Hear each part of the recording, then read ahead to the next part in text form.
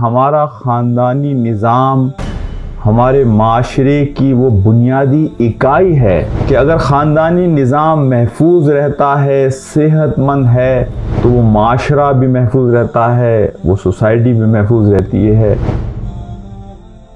آج کی میری گفتگو آپ کے ساتھ خاندانی نظام کے بارے میں ہوگی۔ یہ ایک بہت ہی اہم موضوع ہے، اس لیے کہ ہمارا خاندانی نظام ہمارے معاشرے کی وہ بنیادی اکائی ہے کہ اگر خاندانی نظام محفوظ رہتا ہے، صحت مند ہے، تو وہ معاشرہ بھی محفوظ رہتا ہے، وہ سوسائٹی بھی محفوظ رہتی ہے اور وہ سوسائٹی اپنے مقصد کو حاصل کر سکتی ہے۔ اسلام میں خاندانی نظام کی ایک بڑی تصویر ہے، اس لیے کہ خاندان ہی ہماری وہ بنیادی ذمہ داری ہے کہ جو ہمارے لیے دنیا میں جنت اور آخرت میں جنت کا سبب بن سکتا ہے یا دونوں جہانوں میں جہنم کا سبب بن سکتا ہے۔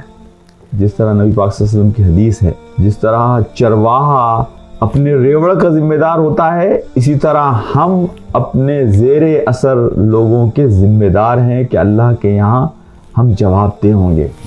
اس خاندانی نظام کی بڑی بنیادی چیز یہ ہے کہ اس کی بنیاد دو چیزوں پر ہے، ایک ہے تقوی اور ایک ہے عدل، احسان کے درجے پر۔ تو خاندانی نظام کی پہلی بنیاد یہ ہے کہ اللہ سبحانہ و تعالی ہمارے ہر موو کو، ہمارے ہر عمل کو، ہمارے ہر ایکشن اور ری ایکشن کو اللہ سبحانہ و تعالی واچ کر رہا ہے، دیکھ رہا ہے۔ یہ خاندان کا جو نظام ہے، یہ جو گھر ہے، یہ اس بنیاد پہ نہیں چل سکتا کہ یہ میرا حق ہے اور یہ تمہارا فرض ہے۔ یہ چل سکتا ہے محبت کے ذریعے، یہ چل سکتا ہے احسان کے ذریعے۔ احسان یہ ہے کہ مجھ پر جو ذمہ داری ہے میں اس سے زیادہ کرنے کی کوشش کروں اور دوسرا فریق بھی یہی رد عمل اور یہی عمل اختیار کرے۔ اس خاندانی نظام کو چلانے کے لیے محبت درکار ہے، اس خاندانی نظام کو چلانے کے لیے ایک دوسرے کا خیال درکار ہے، اس خاندانی نظام کو چلانے کے لیے میں اپنے حق سے زیادہ دینے کے لیے تیار ہوں، یہ درکار ہے۔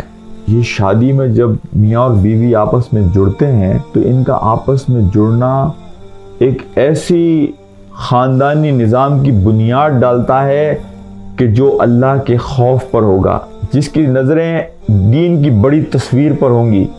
وہ ایسی نسل کو تیار کرنا چاہتے ہیں کہ جو نسل رہتی دنیا تک اپنے اثرات چھوڑ سکے۔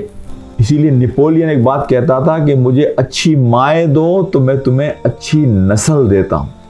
میں دیکھتا ہوں کہ خاندانی نظام کی جب بنیاد لوگ ڈالتے ہیں تو اکثر اب میں یہ دیکھتا ہوں کہ لوگ لالچ کی بنیاد پر ڈالتے ہیں۔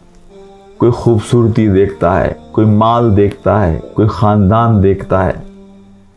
اللہ کے رسول صلی اللہ علیہ وسلم نے فرمایا کہ تم ایمان کو دیکھا کرو، اس لیے کہ اللہ کے رسول صلی اللہ علیہ وسلم کی حدیث ہے کہ نرمی ہر چیز کو میٹھا کر دیتی ہے اور سختی اچھی سے اچھی چیز کو بھی کڑوا کر دیتی ہے۔